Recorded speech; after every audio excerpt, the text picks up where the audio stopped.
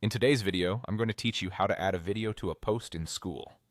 Adding video to your Skool posts is a simple way to make your ideas clearer, demonstrate a process, or bring your community updates to life. The entire workflow comes down to one action inside the post editor, and once you know where to look, you can repeat it anytime in just a few seconds. Start by working inside the community area, where posts and discussions live. Whether you're composing something new or opening an existing post to update it, keep your cursor in the post editor. There you'll see the toolbar that handles attachments. Look for the media icon, sometimes displayed as a picture symbol or a small file attachment icon. They serve the same purpose here. Click that media icon while you're creating or editing your post in the community section.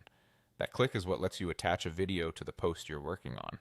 You'll recognize you're in the right place because the icon sits near the text field, typically below it or in the formatting bar. If your window is narrow, the icon may be tucked behind an overflow menu. Widening the window or expanding the toolbar can make it easier to spot. A quick word on preparation helps the upload go smoothly. Keep your internet connection stable while the video is being attached, and avoid navigating away until the attachment finishes. Standard MP4 files encoded with H.264 are widely compatible and balance quality with smaller file sizes. If your clip is large, trimming the beginning and end or lowering the resolution slightly can speed things up without hurting clarity. Short, focused videos tend to hold attention best. For the post itself, give readers a sentence or two above the video that explains what they're about to watch and what they should look for. Clear audio, steady framing, and readable on-screen text all make your message easier to follow. If your community spans different time zones or devices, test playback on mobile to ensure the visuals and captions are legible at smaller sizes.